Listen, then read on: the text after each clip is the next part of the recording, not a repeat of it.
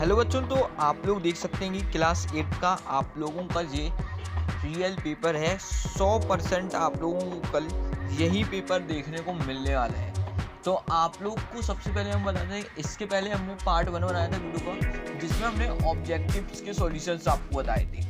अब इस वीडियो में अपन लोग हम आपको आगे की सॉल्यूशंस बताने वाले हैं। तो आप लोगों को इस वीडियो को सबसे पहले तो शेयर कर देना है और उसके बाद यूट्यूब चैनल को सब्सक्राइब जरूर करिएगा, जिससे कि आप लोगों को टाइम टू टाइम सारी अपडेट सबसे पहले मिल सकेगी। राइट, चलिए अब अपन लोग यहाँ पे वीडियो को स्टार्ट करेंगे।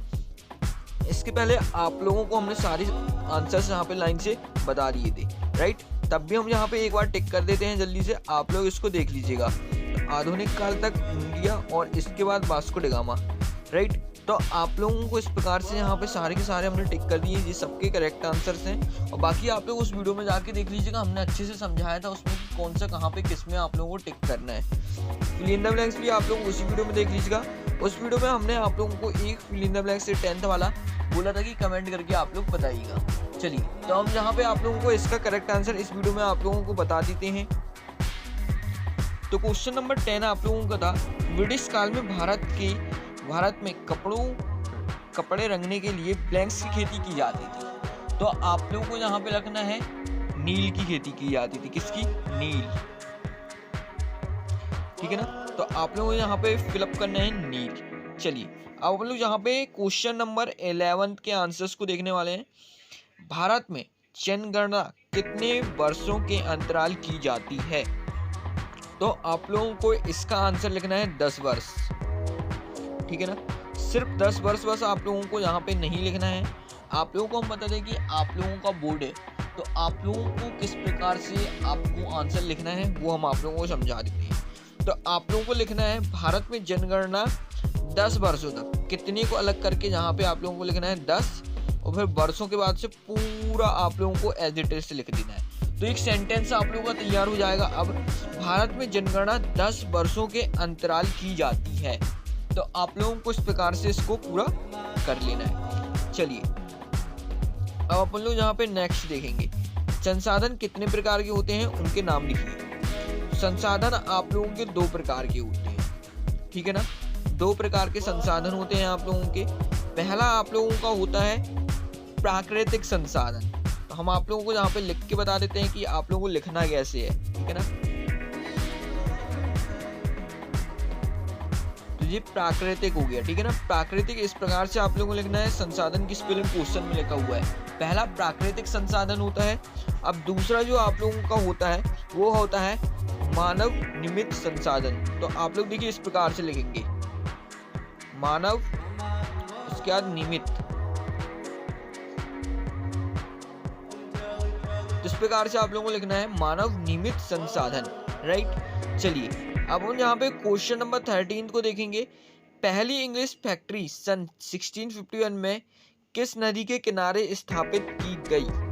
तो यहाँ पे क्वेश्चन नंबर 13 का आंसर आप लोग देखिए कुछ इस प्रकार से लिखेंगे, पहली इंग्लिश फैक्ट्री सन 1651 में किसको काट के आप लोगों को लिखना है हुगली नदी। कौन सी नदी? हुगली। ठीक है ना, सिर्फ किसको काट के आपको क्या लिखना है? हुगली नदी के किनारे स्थापित की गई। बाकी पूरा आपका एज इट इज क्वेश्चन में आ जाएगा, सिर्फ किस जगह आप लोगों को लिखना है हुगली नदी, बस। ठीक है ना, तो इस प्रकार से आप लोगों को लिखना है पूरा सेंटेंस बना के। चलिए, अब हम लोग इसके आगे का क्वेश्चन देखेंगे, क्वेश्चन नंबर 14।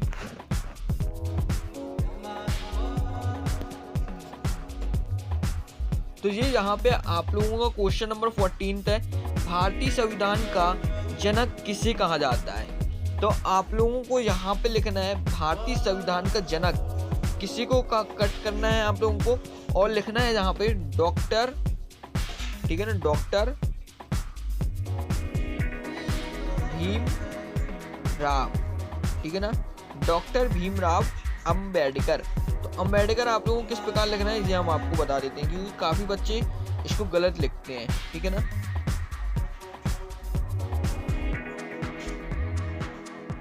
तो इस प्रकार से आप लोगों को लिखना है अंबेडकर। ठीक है ना, डॉक्टर भीमराव अंबेडकर। ठीक है, किस प्रकार से आप लोगों का सेंटेंस रेडी होता है? क्वेश्चन नंबर 14, भारतीय संविधान का जनक डॉक्टर भीमराव अंबेडकर को कहा जाता है? ठीक है ना, तो आप लोगों को इस प्रकार से लिख लेना है। चलिए क्वेश्चन नंबर यहाँ पे 15 की बात करने वाले हैं अपन लोग। Electronic voting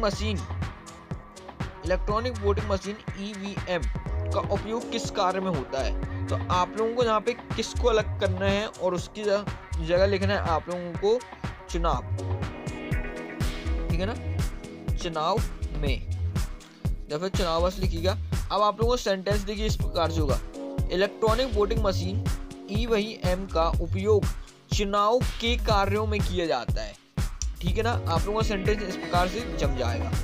question number 15। चलिए क्वेश्चन नंबर 16 देखेंगे। भारत में किस भाग में झूमिंग खेती की जाती है? तो झूमिंग खेती क्या होती है, सबसे पहले आप लोगों को ये पता होना चाहिए।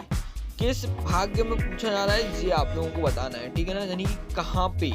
तो भारत में आप लोगों को किसको कट करना है और यहाँ पे लिखना है पूर्व भारत, ठीक है ना, पूर्व भारत में क्या लिखना है, पूर्व भारत में। भारत के पूर्व मध्य में लिख सकते हैं आप लोग, पूर्व भारत भाग में झूमिंग खेती की जाती है, राइट। तो ये आप लोगों का 16 नंबर का क्वेश्चन हो गया।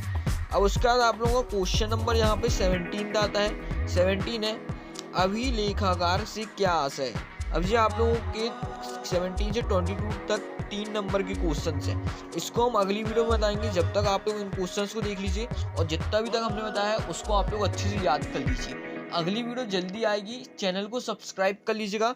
उसके बाद देखिए आप लोगों को यहाँ पे क्वेश्चन नंबर 22 से 26 तक 5 नंबर के हैं। तो अगली वीडियो में हम सारे के सारे क्वेश्चन आंसर्स भी कवर कर देंगे।